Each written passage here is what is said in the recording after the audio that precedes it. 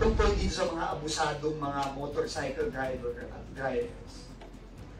May nakita kaming i-post sa social media na nag-aabusadong driver, automatic suspendido yan, 90 days yung lisensya niya. Wala akong pakialam kung vlogger ka na sikat, wala akong pakialam. Nangyari sa NAIA, yung nangyari sa Solid North, pwedeng nangyari sa kahit sino sa atin dito. Para sa lahat ng Pilipino na ngayon ay takot sa ating mga kalye.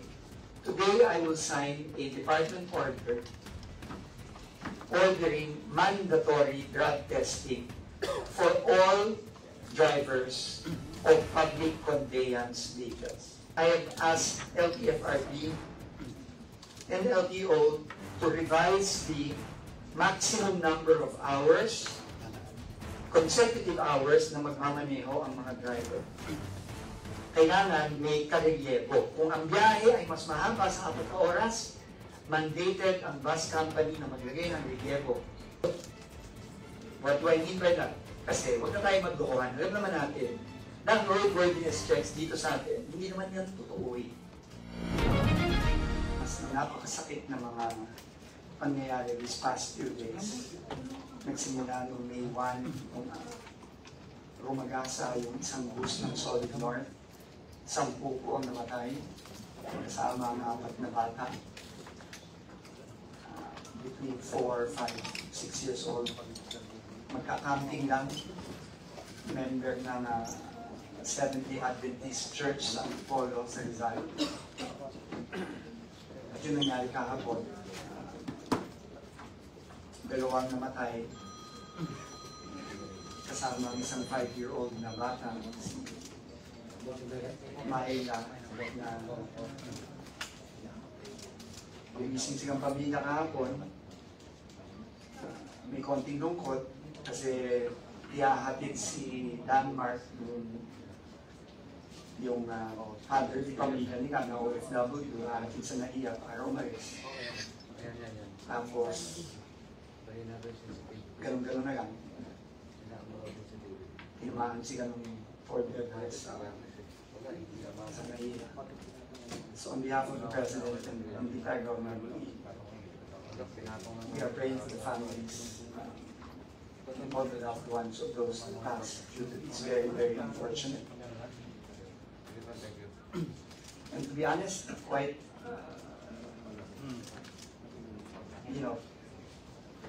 very, very, could have been avoided accidents. Sana. So, yesterday, actually, no Sabado, nagpunta po ako sa wake ng ating Philippine Coast Guard, si Janica. Namatay silang 2 ng asawa nila, nandun lang sila sa toll gate ng SCTEX. Tapos, kumag-asa yung Solid North Bus. Namatay yung mag-asawa, awa ng Diyos, nabuhay yung kanilang 2-year-old na anak. I was there na Saturday, yung bata po nasa hospital pa. Sina-check, pero paawa ng Diyos, hopefully, okay naman siya. Kausap ko yung magulang ng mag-asawa.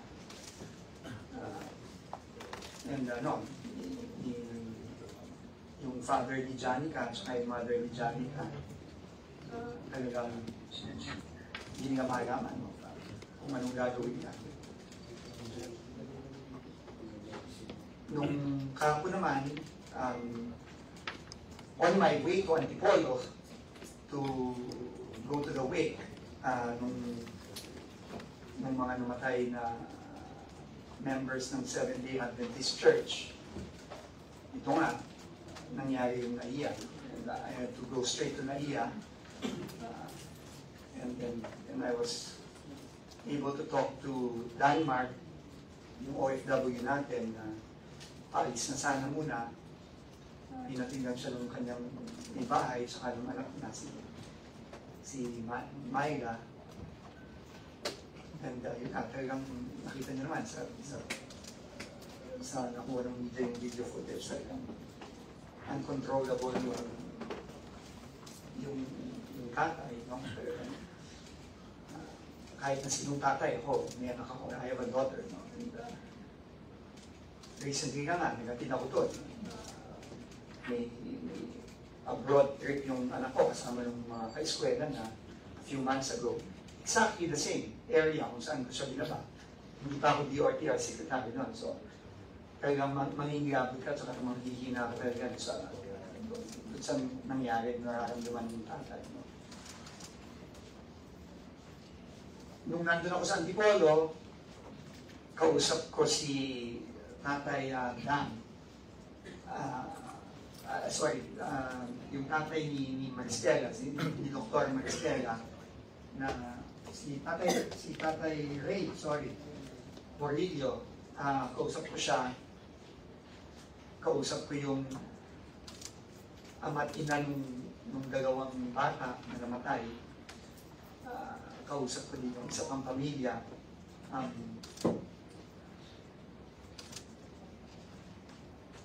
Actually, ang sinabi lang nila sa akin, pare-pareho sila eh.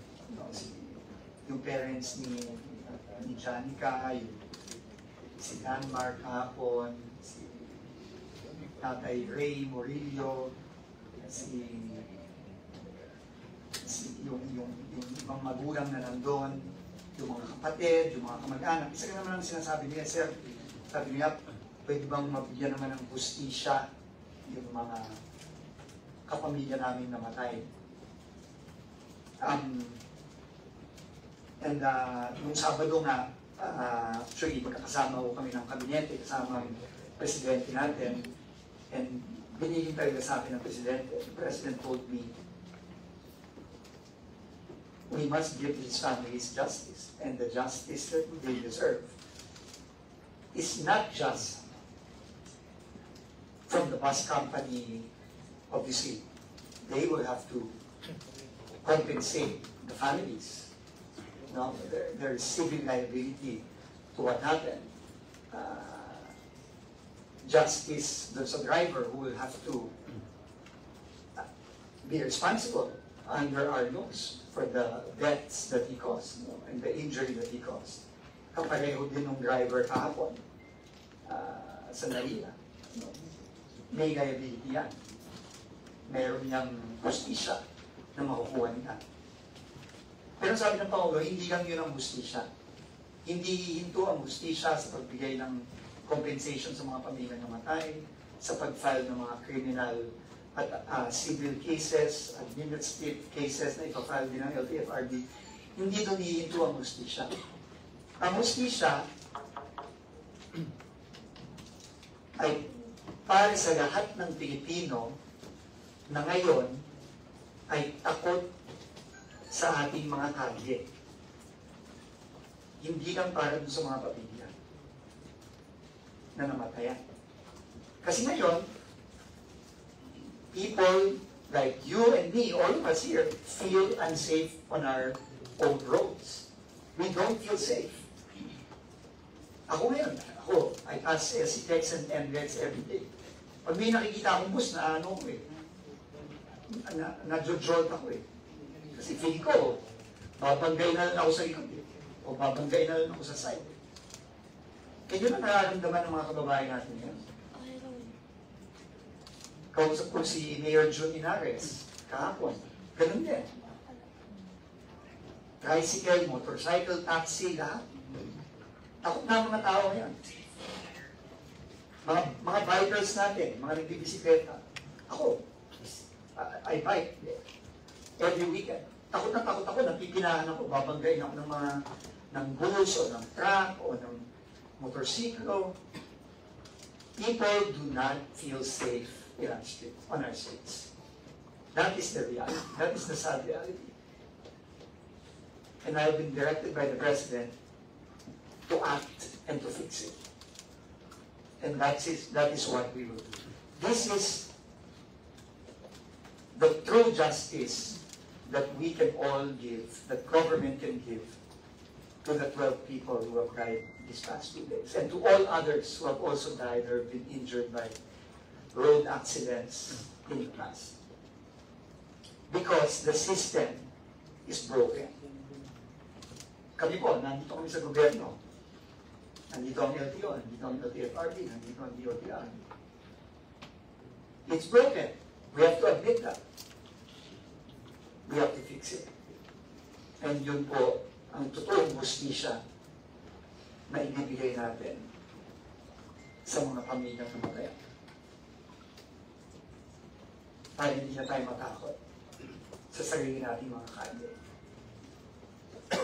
So with that, I am going to make several announcements today on specific measures that the Department of Transportation, in cooperation with the other agencies of government, to begin fixing this broken system of road safety. Number one, today I will sign a department order ordering mandatory drug testing for all drivers of public conveyance vehicles. Ibig sabihin nun, lahat ng PUV driver ay kailangan mag-mandatory drug test. And I'm very, very thankful to PIDEA, who is here with us. We are joined by Deputy Director General Rene Gugba. Maraming salamat po, Director, at maraming salamat po kay Director General na short notice nagpadala po kayo ng team dito ngayon. And we will be working with them, the LTO and the LTFRB and the DOTR will be working with PIDEA to implement mandatory drug testing. Mandatory, kailangan.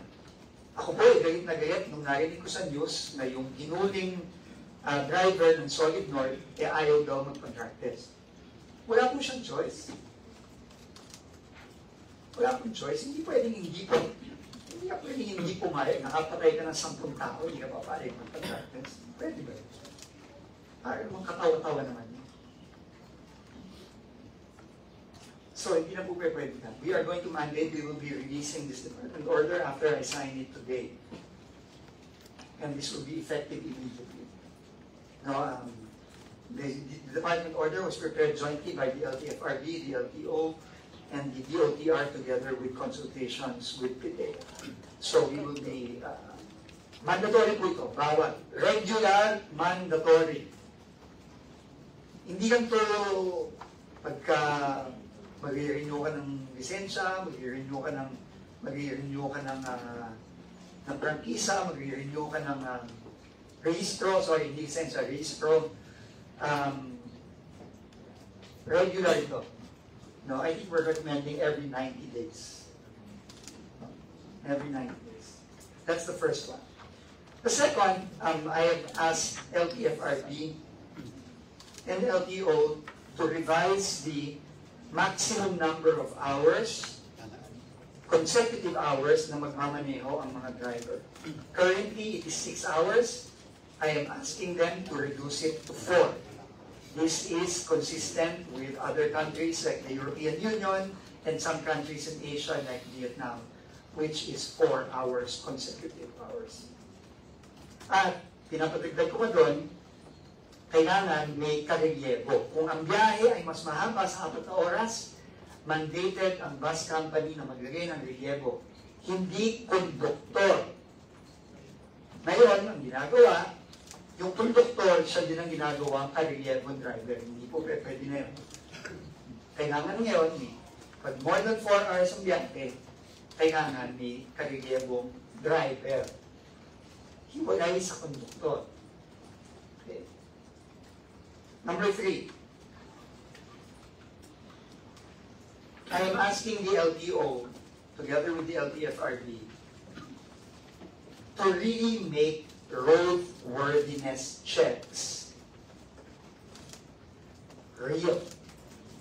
What do I mean by that? Kasi huwag na tayo magdukuhan. Alam naman natin na ang roadworthiness checks dito sa atin, hindi naman yan totoo eh. Hindi naman talaga na check-check eh. Pasintabi lang po kay Chairman Guadis at kay LTO Chief. Pero alam naman natin lahat na. Alam natin lahat. Hindi naman talaga na check ang mga bus, ang mga jeep. Hindi naman yan talaga na check ng tama eh. Kaya ang dami nag-fail ang brakes, ang dami. So ngayon, hindi na pwede yan. Similar to the mandatory drug testing, I have asked the LTO and LTFRB to come up with very strict and enforceable and regular roadworthiness checks, similar to the standards of other countries. Hindi naman tayo kailangan mag-reinvent na ng mga proseso. Nandiyan na yun eh. Nandiyan natin ang mga kapitbahay natin eh, na bansa eh. Nandiyan naman yan eh. Pero ang importante doon, enforceable. Kasi alam niyo naman, sa Pilipinas, dami nating batas, ang dami nating relasyon, pero yung enforcement, ayun nila. Diba? Hindi naman tayo na-enforce eh. Ang tama eh. Diba? So ngayon, I want the rules to be clear and enforceable. Kung kinakailangan, kasi alam ko, kulang tayo ng mga MVIS. Para sa akin, kung kulang, at hindi naman kaya ng gobyernong gawin lahat, i-outsource na natin. Kasi imposible, di ba? The LTO cannot possibly check accurately hundreds or thousands of buses, PUVs, PUJs, motorcycle taxis. It's impossible. So there must be a way. We need to have a practical solution to this, and I've asked Asik Vigor and Chairman Guadis to find a way.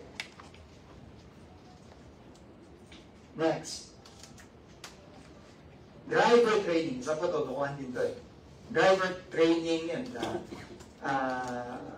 examination. Ganun natin natin. Ang do's, ang craft, ano ba ang practical exam niyan? At trasabante na yun eh. Diba? Trasabante. Hindi naman totoo yan eh. Wala, hindi naman tayo mukha ni Mamansag eh. Na US, nakilangan talaga practical driving test. Ganun. Meron kang dadaan ng course o pwede kang i-check kung track o basang dalaw mo, marunong ka lumigo ng tama. Wala naman ganyan eh. So again, I'm asking LTO, I'm directing LTO per the instructions of the President himself. Hindi na pwede yan. Yung mga driving exam, alam naman natin yan eh. Di ba, bibigyan ka ng kodigo dyan eh. Babayad ka ng 1,000, 1,500. Bigyan ka ng kodigo, minsan nga. Yung mga seminar, tingin ko lang yung pinapanood dyan eh. Di ba? Kaya magbago na yan. Hindi na pwede yan. So I'm also asking LTO and LTFRB to fix that. No? From the President himself. Yung driver education natin, kaya magbago na. Tutuhanin na natin. Again, wala naman tayo kailangan bago, ay i-reinvent eh. Ginagawa na yan ng ibang bansa eh. Kukopiayin mo na lang eh.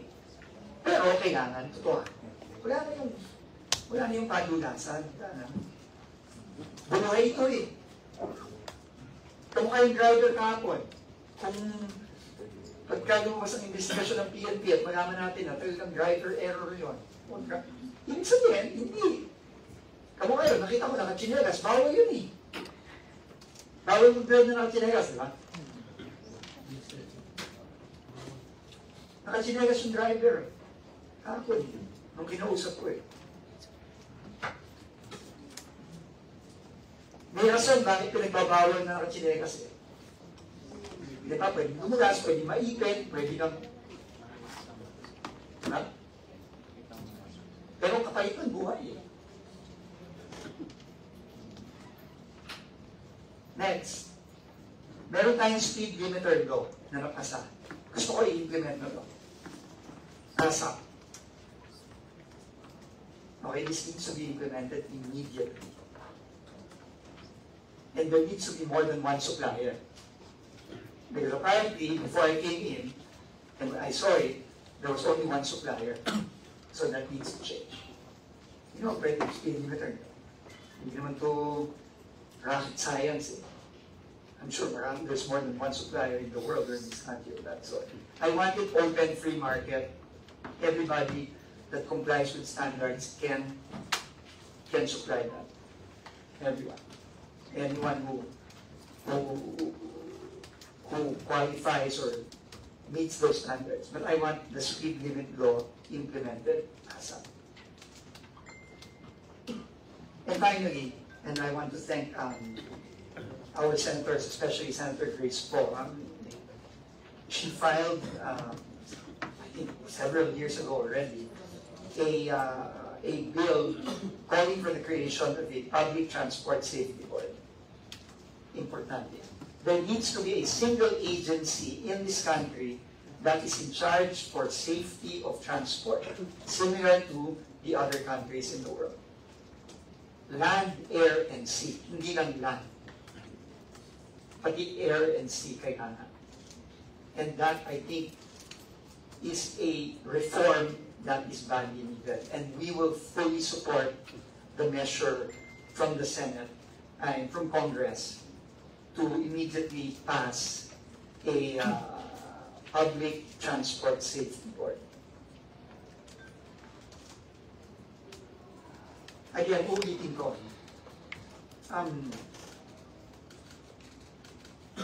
We need to make the people feel safe on our roads again because they do not feel safe. We all do not feel safe. Each and every one of us. Araw-araw tayong dumadaan sa mga kalye. Kung yung nangyari sa NAIA, yung nangyari sa Solid North, pwedeng nangyari sa kahit sino sa atin dito.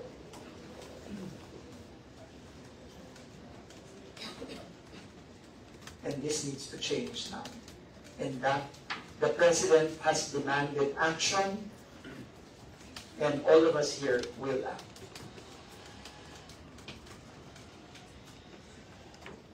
Okay, last. Maraming mga reports, aparte dito sa mga road incidents natin, accidents natin, marami din tayong nakuwang mga report tungkol dito sa mga abusadong mga motorcycle drivers. I want to tell you now, and we've already suspended Yana. And then ngayon, may suspending kaming bagong dalawa, yung Mr. Uson, tsaka there's another one. Okay, I've given the instruction to the LTO, and I'm asking our citizens. May makita kaming i-post sa social media na nag-aabusadong driver, automatic suspendido yan, 90 days yung lisensya niya. Walang investigasyon, ang hearing, pag may nakita kami na may video, na may pruweba, na umaabuso kayo sa kalye, suspendido kayo. Automatic. Okay, so I am asking the media, the public, videoin nyo yung mga yan. Videoin nyo, i-post nyo. Makikita at makikita din namin yan. At immediate yan, suspendido yan. Wala tayong takot eh. Wala tayong takot eh. Wala akong pakialam kung vlogger ka na sikat. Wala akong pakialam.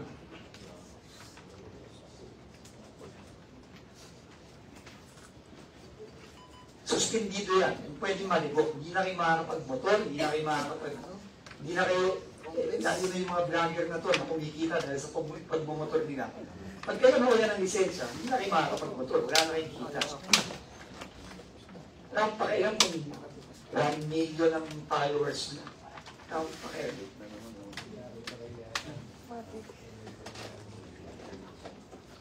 Anyway, so, with that,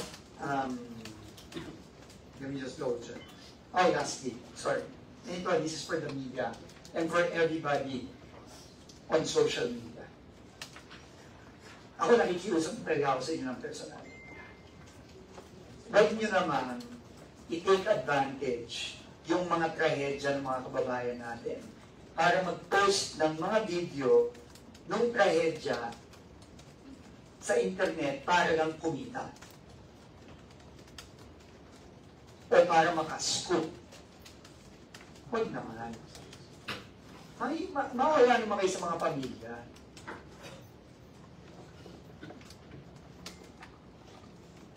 Maawa naman kayo. Mahiya naman kayo. Namatayan na nga, pagkakakitaan nyo pa. Parang iyan nyo pa, i-monetize nyo pa dyan sa mga YouTube nyo o Facebook nyo. Mahiya naman kayo. And I've asked I've asked PNP Crime Lab, Cybercrime. I've asked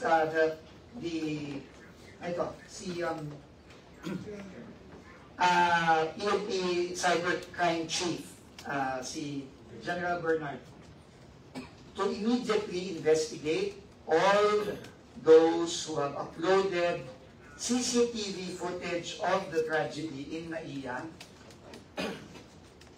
illegally.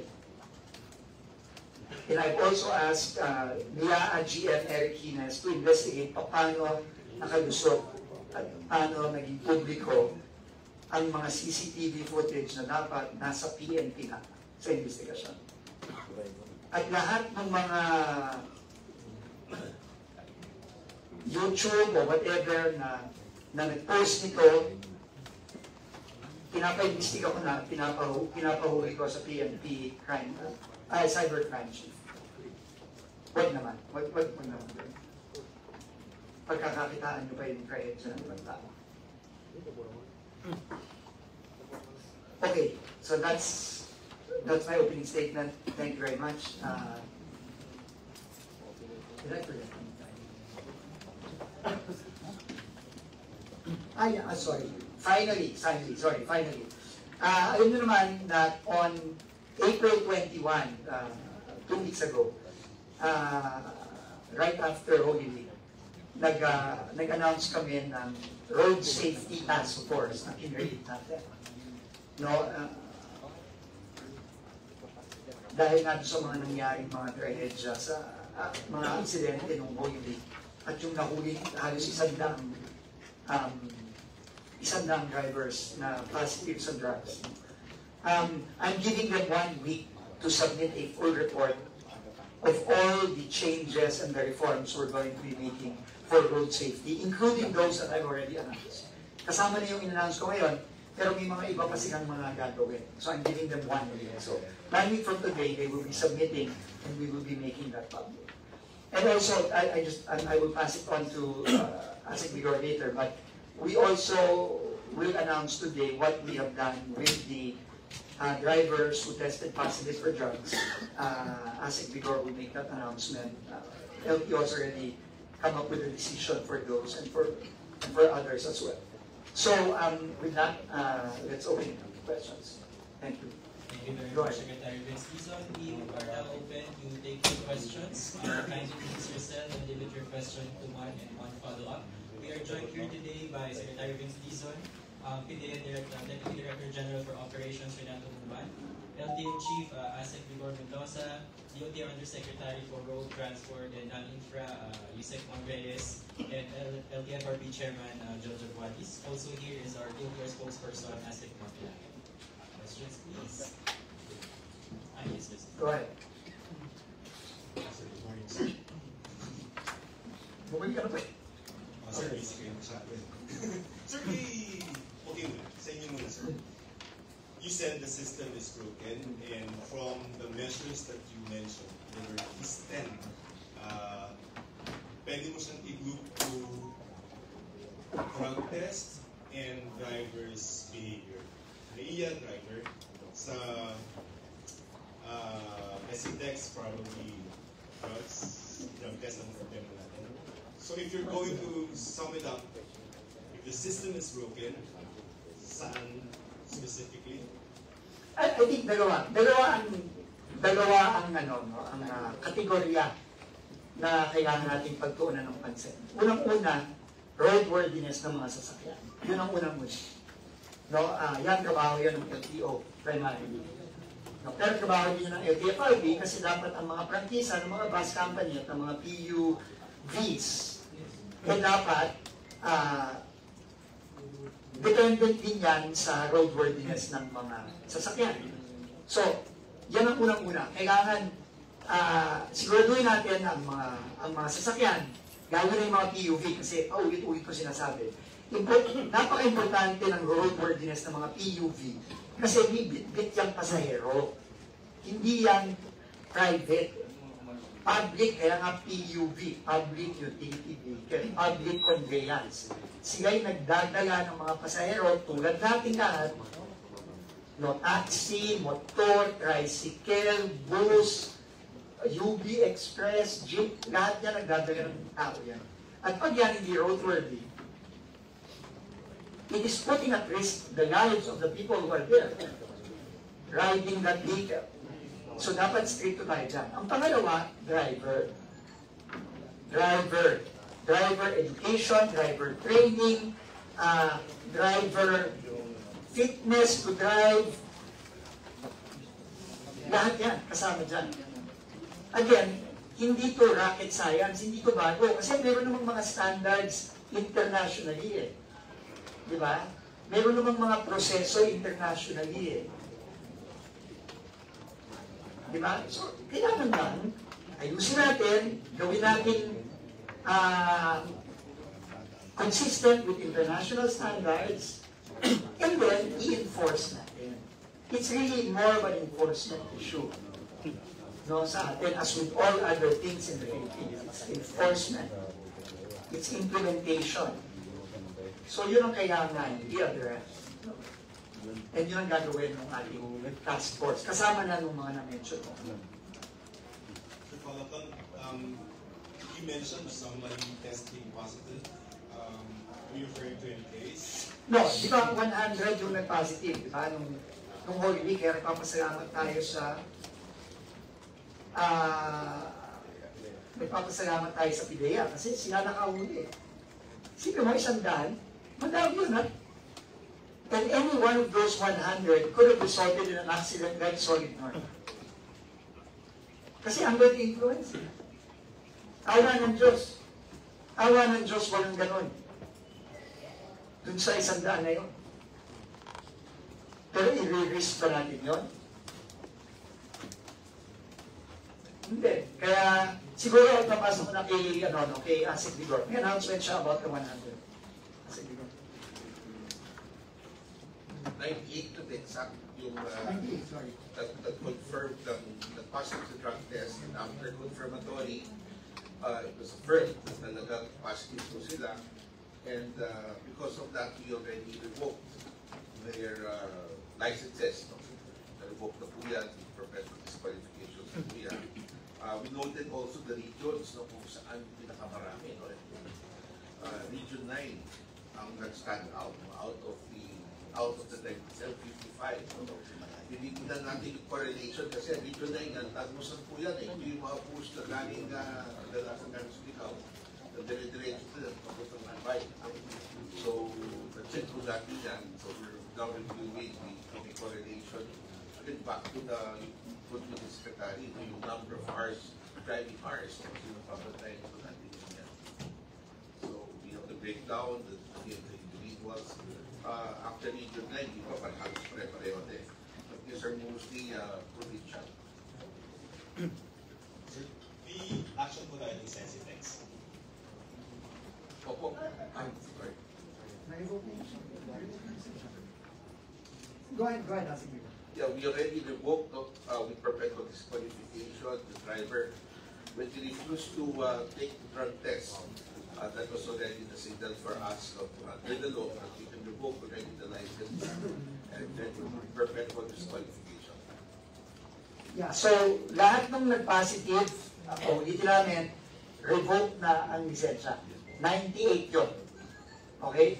So para sa mga drivers, at saka lalo na sa mga public utility vehicle companies, if you do not think we are serious, nagkakamali kayo. Revoke na yung mga lisensya niya. Pinapa-double check ko sa LTFRB at sa LTO kung talagang hindi na nagmamaneho yung mga yan.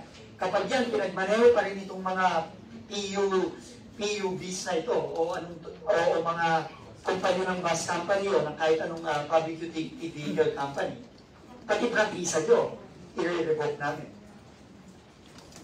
Please, don't think we are not serious here. We are very serious here. first time na ginawa ito, na ganito kadami ang revoke ng LTO. Kasama na yung lisensya ng driver na nakamatay nung sa Solid North. I-revoke na rin yun. Perpetual yan. Wala, hindi makakot na yan. Also, maybe I can ask Chairman Guadis to also announce yung mga steps that we will take for kay Solid North starting today, no? Yung tungkol sa vehicles nila at mga driver nila. Chairman Joshua, go ahead. Yes, good morning everybody. Pursuant to the instructions of the Secretary, we have instituted the following actions. Number one, lahat po ng buses ng Solid North, and there are about 278 of them all, will be required to undergo a motor vehicle inspection or airworthiness test to be conducted by the LTO under their PMBIC program. Hindi po pwedeng mano-mano yan. This will have to be done by the machines of the PMBIC that are accredited by LTO. Number two, we will be requiring all the drivers ng Solid North to undergo drug testing test to be conducted by duly authorized clinics authorized by the Department of Health. And if I may add, hindi lang po yung driver ang i-require ng LTFRB to undergo a drug testing test, pati po yung mga conductor na. Because in some instances, say conductor ko, nagiging driver, but inantok na ko yung main driver. Yun ang po, Mr. Secretary. Thank you. Yung mandatory drug test din, we will be asking the help of today, kaya nagpapasalamat ulit ako kay Deputy Director General Rene, no? Dahil nag-offer ng PDEA na tumulong sa LTO at sa LTFRB. Kasi kailangan natin gawin ito. And by the way, no, hindi lang ito sa Solid North. Kagaya nung sinabi ko, ulitin ko, mag-i-issue kami today ng Department Order, mandatory na for all public utility vehicle companies, no? Ang mandatory drug testing. At mag-i-issue din kami ng DO, ginagawa na ito ng task force natin, ng mandatory road testing para sa lahat. Hindi lang ito sa Solid North, sa lahat na ito i-apply. Okay? Kasi hindi pwede. Ang dami na eh, ang dami ng mga, sa roadworthiness pa lang eh. Ang dami ng mga alam natin hindi roadworthy dyan, pero nakakabiyahe na rin. So, ngayon, on the issue lang of the fleet, may mga narinig kasi ako na sobra naman daw. Bakit naman daw sinuspinde ang buong fleet? Bakit hindi lang po yung rota? Okay, sasagutin ko yung ngayon. Walang una, I ask those who say that to say that to the families that died. Sabihin nyo sa kanila na sobra yun. Hindi sobra yun. Bakit hindi sobra yun? Kasi, nakakasiguro ba tayo na yung bus lang na yun o yung driver na yun ang may problema? Hindi. May nakakasiguro. So, kailangan i-check. Ang reason kung bakit natin sinuspend ang fleet is precisely to do what Chairman Guadis just announced today, which is to check all the vehicles and to check all the drivers. So, bago kayong mag-comment, advice ko lang, siguro, isip din tayo ng content. Paano ko yung anak niyo yung namatay na? Sasabihin mo ka, overkill yun. Tingin ko eh. Pero may purpose yun. Yung eksaktong sinabi ni Chairman. Kaya nagpapasalamat tayo kay Chairman Jojo. No? Again, this has never been done before. But, I told Chairman Jojo, seryoso tayo ngayon. Hindi to biro. Okay. Any other questions? Hello po, Lance po from Mizo. Yung sa mandatory drug testing po, siguro for Secretary Dizon and sa PDEA, tell us the process lang po nito, kailan ito magsisimula at the same time, since nationwide yung implementation nito, so per regions po ba, may nakaset na tayo system for this? I will be signing the DO today, and LTO, LTFRB, DOTR, and PDEA, and most likely also with the Department of Health. We will also be seeking the, kasi ang dami itetest dyan, madami yan, all over the country yan. So we will need to find a way to make this number one efficient, and hindi na naman madaling lusutan. No, kasi yun ang kailangan dito eh. So kailangan iayusin ko ng tama together with PDEA and DOH para siguradong maayos ang pag-implement at hindi madaling lusutan. One follow-up lang. Sir, you met all over 28 bus companies last Friday. Naging aware na po ba sila dito dun sa pagbabawas ng driving hours dun sa from 6 to Ngayon ko pa lang in-announce to. Ngayon pa lang. So okay ba? Pero maglalabas din tayo ng corresponding orders ang LTFRB at ang DOTR. Hello, sir. I'm Agatha po from ABS-CBN News. You were there kahapon po dun sa crash site po sa NAIA. I just wanted to ask, did you find that the voters there were too flimsy? Kasi in comparison din sa Terminal 3, para mas dikit po, mas matibay. Ano po yung masasabi niyo tungkol sa voters? Yeah, napansin ko agad. So I noticed the bollards because when I was there, I wanted to see where kung saan lumusot yung Everest, no? So makikita mo agad dun sa bollard na buligan na hindi siya ganun katibay, obviously, nakalusot.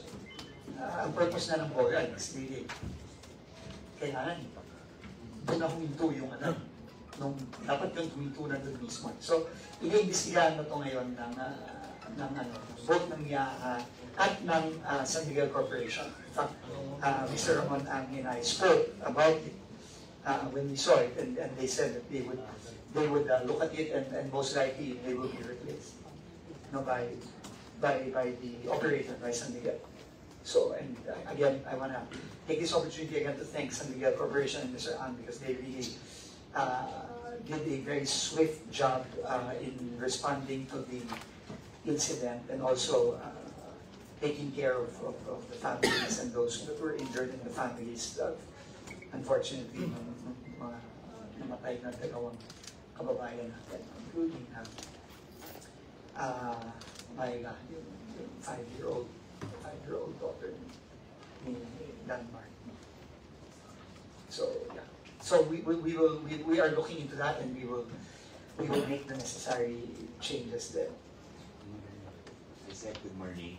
Regarding the drug testing po, ang mag-shoulder po nito yung mga drivers po mismo or yung operators?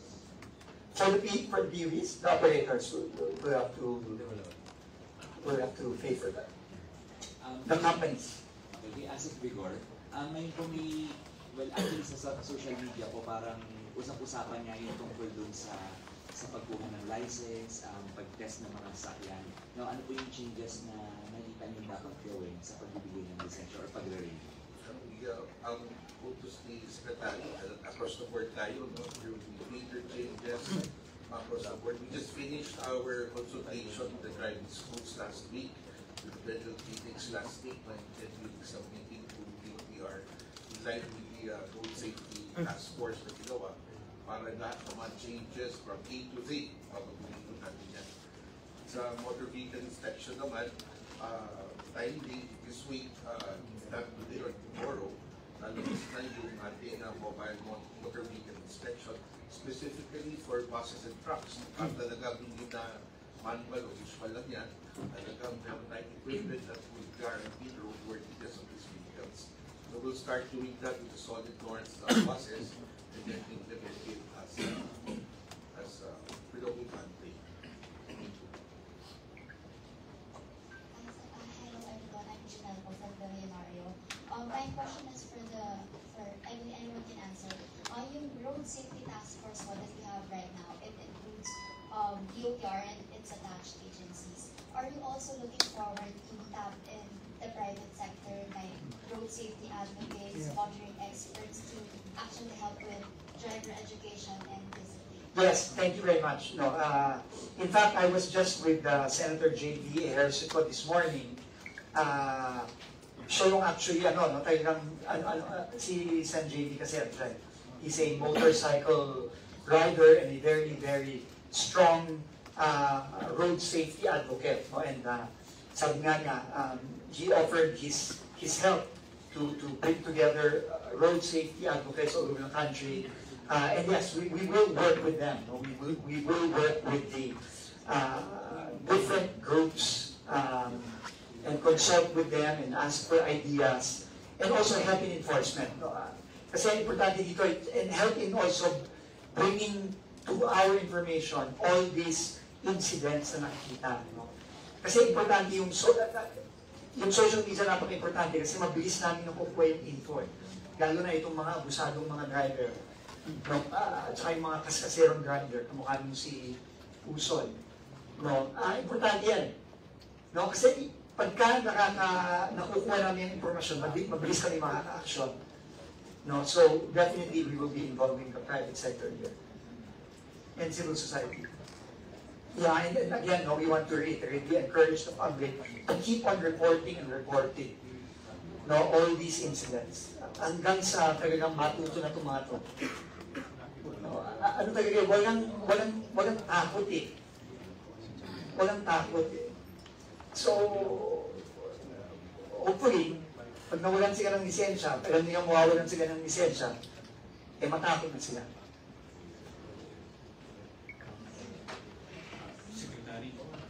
May grupo ng pasahero na nagsasabi dahil na raw sa kakulangan ng enforcement sa mga traffic rules ay isa yun sa nagiging dahilan kung bakit maraming pasaway sa kalsada.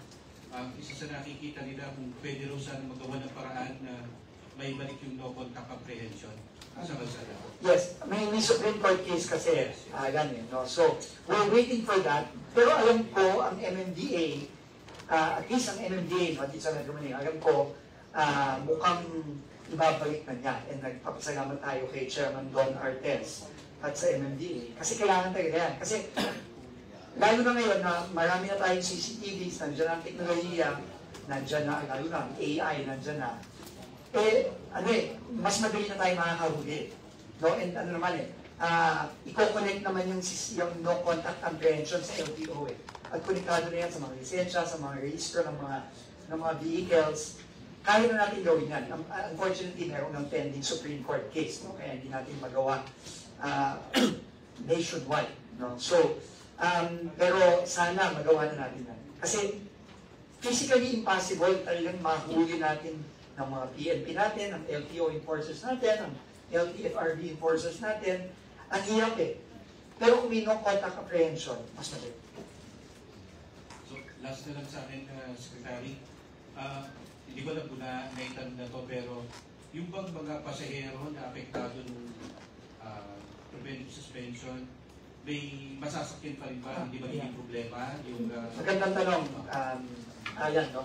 May magandang balita si Chairman Jojo dyan. In the meantime, nasuspendido ang buong fleet ng Solid North, papuntang Norte. May magandang ginawa ng LTFRB. Go ahead. Yes, sir. Good morning. We already have a catch-up plan for 270 units na nawala po sa daan. So, mag-i-issue po kami ng special permits, especially this coming election where there will be exodus of the population going out of Metro Manila. We've already tapped the other provincial buses po to take over the routes of Solid North habang wala pa kong mga biyahe. So, I assure the public, the riding public, na meron po sufisyente at sapat po ang mga buses na lalabas po sa daan. Even as we speak today, may mga special permits na po kaming ini-issue. Ibang company na po ba na? Iba-iba. Oh, definitely, ibang company po. Iba-iba. Para lang, marami namang bus company na gumagawa pa Norte. No, ang ginawa lang ni Chairman, nagdagdag siya ng ilan ulit? Parang 270 buses din po dinagdagan. 270 din. So, parang punuan. No? So, almost 300 buses ang pinadagdag across different other companies going to the north. Good morning po. Kailan basta sa Radyo Pilipinas. Secretary, with all the new policies, aasahan ba ng publiko ng mga motorista mas maraming enforcers ang makikita ngayon sa daan? And paano naman po i-equip yung mga enforcers regarding dito sa mga pagkakatapan na ihigpit na natin policies? Ipilitin natin magdagdag ng enforcers, no? Pero gaya nga ng sinabi natin kanina, limitado tayo kaya, no? Between Highway Patrol Group, PNP, LTO, ngayon, may Philippine Coast Guard, no? Magpapadagdag tayo, pero LGUs, NMDA, pero kulang talaga eh. Sa dami na ng mga sasakyan ngayon, sa Pilipinas, talagang ang hirap. Kaya napakalaking bagay sana nung no contact apprehension. Kasi pag yun, konektado na, pagka meron na tayo nun, konektado yan sa lisensya, konektado sa registro ng sasakyan, mas matatakot ang mga violators natin. Kasi hindi na sila makakakuha ng lisensya, hindi na marirehistro ang sasakyan nila. So, yun talaga ang magiging biggest deterrent. Kamukha nila, again, hindi na to bago eh. Ginagawa na to sa buong mundo eh. Tayo na lang ang hindi gumagawa nito eh. No, 2025 na eh. So hopefully, we can resolve this Supreme Court case soon. But in the meantime, wala tayong choice. We have to increase the number of enforcers and magtutulungan na lang ang lahat ng mga sangguniang gobyerno. Next week, marami ng enforcers. Magdadagdag tayo. And in fact, we will maybe even add, apart from SAIC sa busway, we might need to also add from the Philippine Coast Guard. Kahit na layo sa dagat ng mga kalye na wala tayong choice, no? Magtulong-tulong na lang po tayo. And ang Coast Guard naman, lagi namang nandyan kahit saan natin ibato ng trabaho, gagawin nila. So, wala tayong choice. Thank you. The last two questions. Good morning, Sec. Number one, the President's instruction was compensation and justice for the victims. Paano po magiging compensation, and this is a question to El Toro, Chief Post, doon sa mga victims sa Solid North, yung insurance po noon is, I think, only TPL, limited to 200,000, divided pa on the 10 passengers. So, basically, parang masyadong maliit yung TPL insurance. And second po, yung... Sagutin ko muna yan. Sige po. Isa-isa. Yung sa tanong mo, we will file civil cases against Solid North. And this means that we will demand compensation over and above yung usual TPL insurance. Hindi to TPL lang. Yung compensation na sinasabi ko, hindi to limitado doon sa makukuha ng mga biktima galing sa TPL ng Solid North. Over and above to. In fact, nandito ba si Attorney Espiritu. Si Attorney Espiritu is a private lawyer that DOTR has hired in order to help the victims precisely dito. So, over and above to, hindi to hindi to yung TPL na, Raul.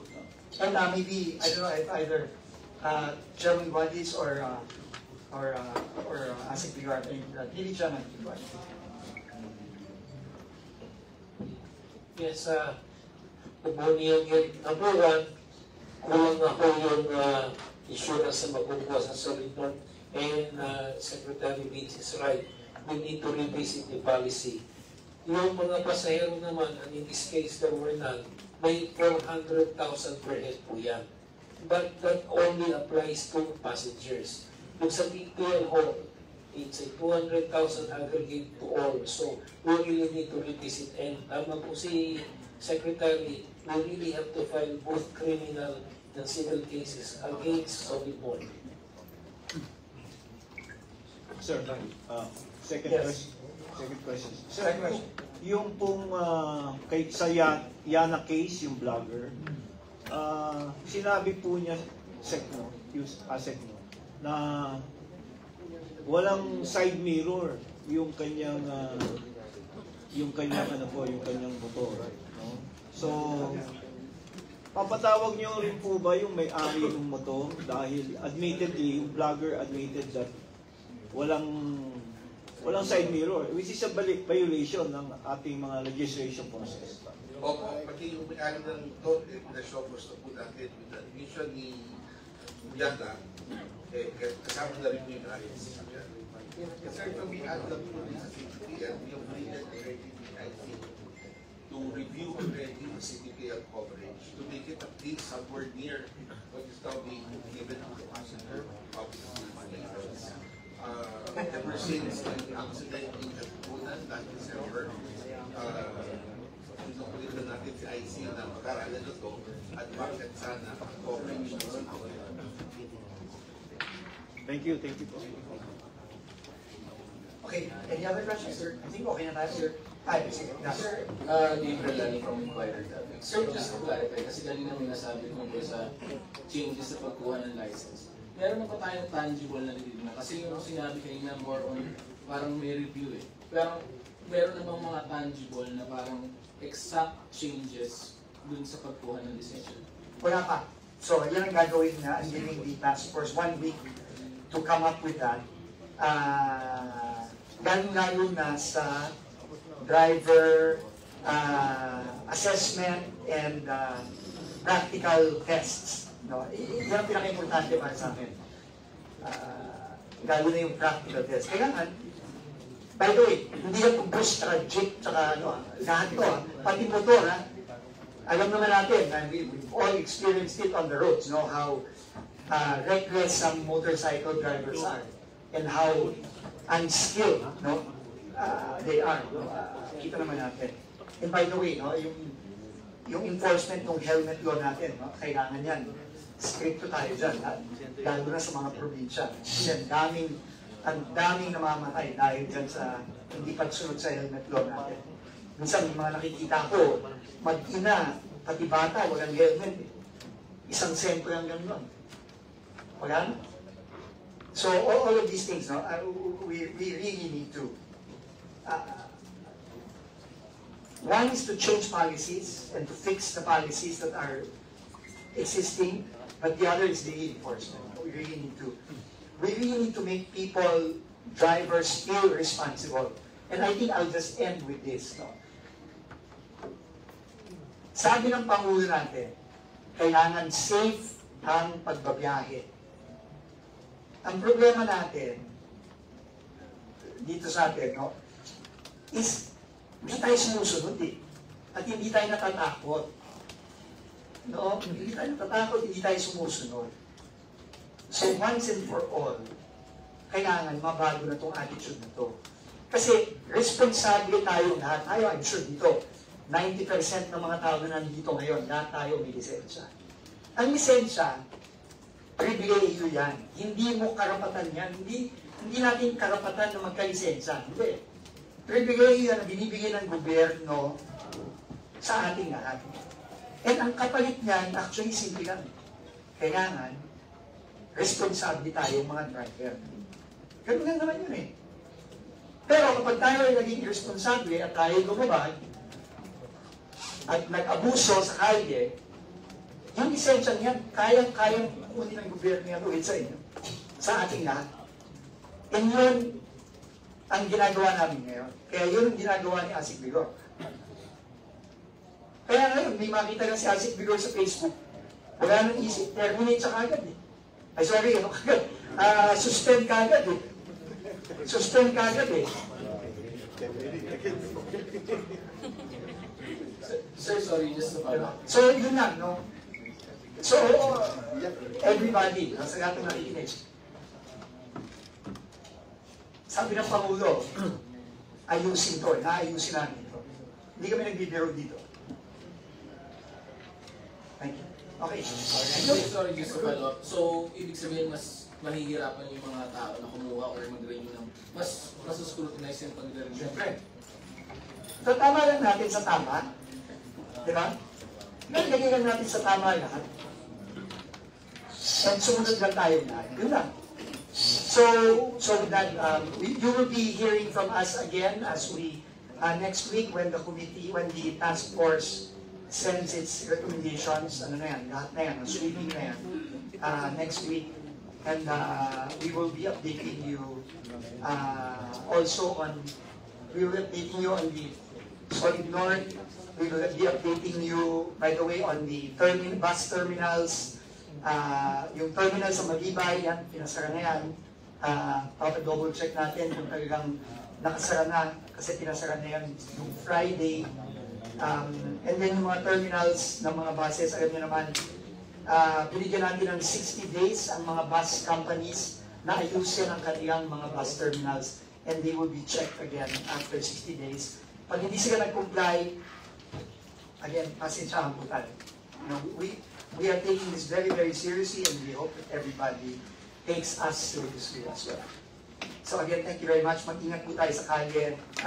Again, prayers to all those, to all the families. We are all praying for you, and we are all with you.